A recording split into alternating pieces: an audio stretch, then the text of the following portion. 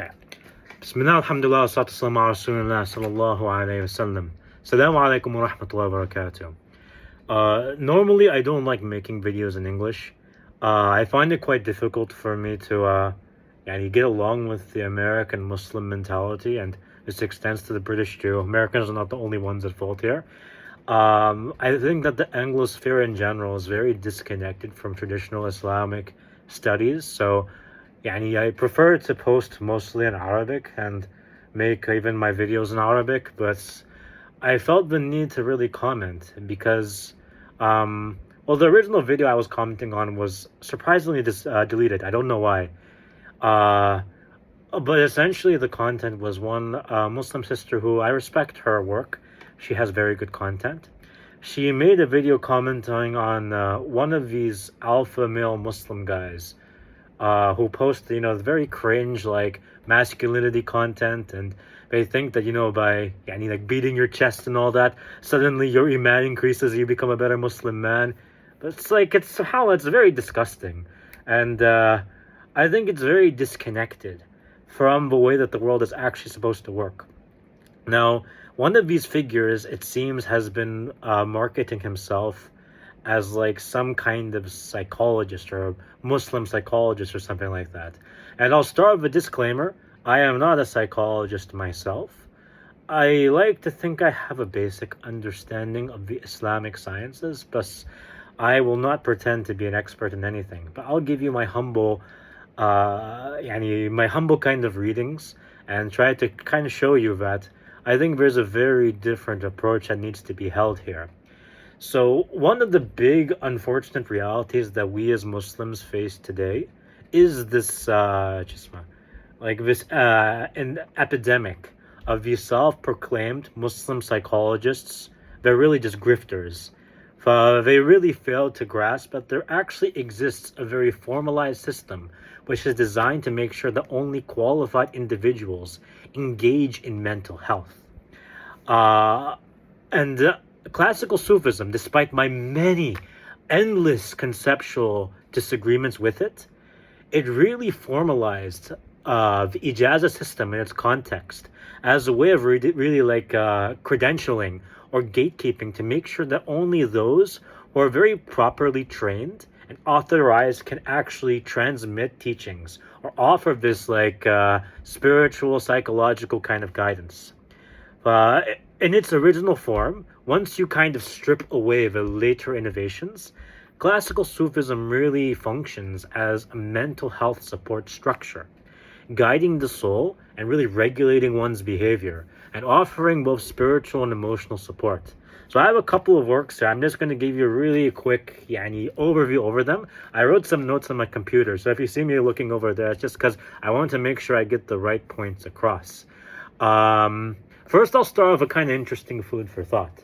Most Sufis focused on something called amrad al-qulub, or diseases of the heart, as I think they say in English. Now, I want you guys to kind of think about it more in contemporary istilah, contemporary kind of nomenclature. What are amrad al-qulub? This is quite literally, if you think about it, mental health issues. But they approach these things very differently. Hatta all of these different Sufic figures across history, they try to really focus on tazkiyat an-nafs, or purifying the soul, through different kind of means. So, for example, one major figure has had a massive impact on the way I think. Abu Hayyan al-Tawhidi, a Mu'tazili thinker. His tassawuf is very much focused on things like ethical reflection, things like self-awareness. So like I said, it's a very ethics-based, moral, psychological guidance, which uses both reason and introspection to really make sure that you actually identify the issues that you're facing in your perspective and in your life, and try to find a way to actually, solve the kind of problems through introspection.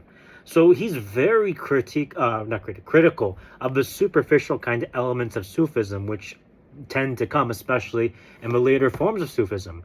And he also kind of makes jokes in a way. He talks about the contradictory kind of complexity of the human nature. And he also uses literature to kind of be a guiding tool for him to make sure that he's kind of touching the heartstrings in a very different way. This I like to really consider as an organic form of tasawwuf. Even though I'm critical of his approach for many other reasons, it's very structured and very much based, like I said, on making sure you become ethical as a person, the best person you can be, which aligns with maqasid al-Islam, like the overall kind of goals of the religion in general. The second one that we'll get is going to be Abu Hamid al-Ghazali. Abu Hamid al-Ghazali, I just brought it for me just as an example, his Bidayat al-Hidayah. This is not the only work that I have of his, and not the only work of his on Tazkiyat al-Nafs. Abu Hamid al-Ghazali, he's a very practical kind of Sufi. He's trying to take law and ethics and merge them together to solve this problem of mental health issues. And he emphasizes inner purification, meditation, discipline, and different kinds of mental health practices, if you really want to call it this. So he's a very practical and theological kind of Sufi, and he's trying to balance both reason and practice. I'm going to let my Salafi bias kind of seep in a little bit. I find a little bit of a problem here because this moves towards lots of the spiritual exercises, which opens up the door for lots of the bid'ahs that we see that come later on. To kind of demonstrate this, these are two figures that I actually like their works, don't get me wrong, but I am also very critical of them too. I put one of their works on the bottom actually. One is going to be Khalid al-Naqshbandi. He's a very late kind of Sufi. This book, Kutub al-Irshad. And then another one, this is just a kind of academic study in Khalid Naqshbandi's work. Very, very beautiful work. And also if you go more early times, there's Shihab-ad-Din bin Umar, not the other Shihab-ad-Din Maqtul, who I'll talk about in a second, inshallah. But Shihab-ad-Din Umar al-Suhrawardi. This book is Awarif al-Ma'arif. And I have a bunch of other of their works too, but I just kind of, I took the books that were easiest to get a hold of. Now, what they focus on is institutionalizing methods, creating structured Sufic orders, where disciples, there you go. They really get ethical, spiritual, and emotional guidance under the guidance of a sheikh, a qualified spiritual master, aka somebody who has understood the amrad al-qulub, diseases of the heart. Now, I consider these two to be quite tame, to be honest. There are much crazier kinds of forms of this, like Tijani. Again, my Salafi bias comes out here, but Tijaniya, for example, when I read their book, I'm like, God, what in God's name are these guys talking about? This is kind of crazy. Both of these guys, Shihab-ad-Din Umar al-Suhrawardi and Khalid Naqshbandi, they very much are what I'd call like the lax kind of bid'ah formulated Sufic tariqas, or turuq as we'll say. I don't agree with their conceptual ideas, but they create a very coherent ecosystem to actually understand how to approach Sufism.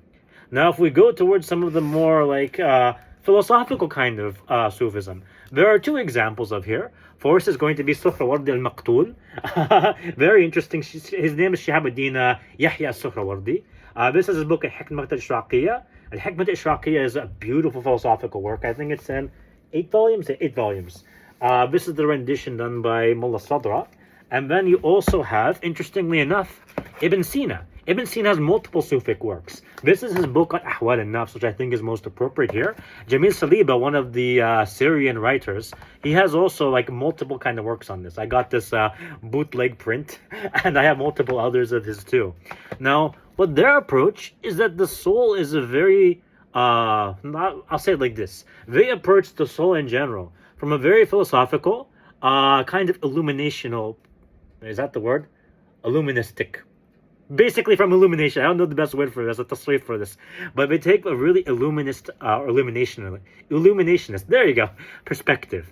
They are trying to show you that intellectual contemplation is critical to the classical support mechanism. This is very similar to Abu Hayyan Tawhidi's approach, despite them being fundamentally different. And as a result of this, you kind of find them resembling what's sometimes called Aristotle's Sufism. Not really, it's not like Aristotle was a Sufi, like a full-blown Sufi. He's obviously before Islam. But he's really trying to demonstrate how rational reflection and metaphysics were historically intertwined with the mystical insight, another way to really understand the soul and the mind. Ibn Sina in this book is talking very much about the energies. His whole focus is very much on kind of taqat. I think that translates to energies, if I'm not mistaken. Basically, the spiritual energies, how they kind of affect the mind and the soul. Very interesting kind of thought process. I don't agree with it, but it's something that's very much different from what these grifters are doing today. All of these systems I've just shown you, and this is just a small, a small piece of the entire system, which is built into classical Islamic Sufism. And it relied on several key things: training, mentorship, accountability. And that's the genius of the formulation of the classical ijaza, which doesn't exist anymore. It ensured guidance, and it was not, at least in the old times, handed out so casually. Only those people with a deep understanding and practical experience could really take the task of advising others. Today, however, the system has become so diluted that anyone can get ijaza, whether it's from attending a short course or basically joining one of these kind of cults.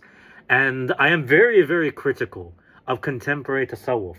I'm critical of all forms of tassawuf, but I have a lot more respect for the classical tazkiyah approach to tasawwuf that we find compared to what we see in the turuq today. And not just that, we find time after time with the the passage of tabaqat, generations, we find that there's basically a distillation of the comprehension of the subject matter at hand, where many modern practitioners, whether they're Sufi or not, I don't really care what name they call themselves, they really exploit this weakened system, and they market themselves as spiritually or psychologically qualified. And maybe part of this is because of a lack of distrust in the Western credentialing mechanism, and also the fact that the Eastern kind of mechanism has also become very distilled. And the result here is a very circular problem.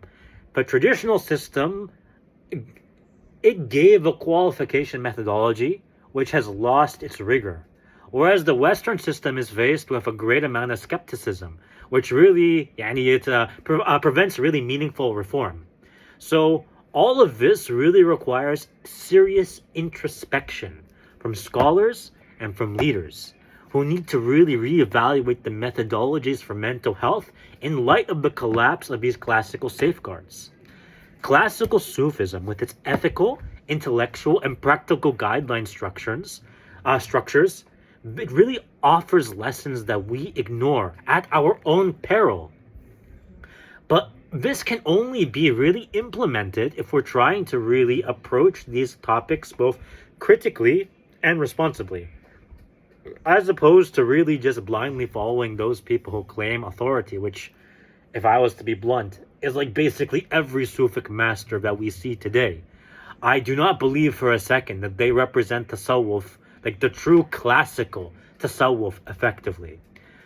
But if we want to really create this field of Islamic psychology, Islamic counseling, we need to really approach this matter with more objectivity than we have done so far. Wallahu ta'ala a'lam. I hope this was beneficial, and I hope my ranting kind of makes sense. I wasn't trying to just throw random books at you guys. I'm just trying to show that there is a very coherent system and a rich history. We need to kind of really reevaluate where we've gone wrong and try to really reform to, insha'Allah ta'ala, create, or rather recreate the system, and with the proper guidance, make it in accordance with the Quran and the Sunnah and the way of the Salaf Salih. Assalamu alaikum wa rahmatullahi wa barakatuh.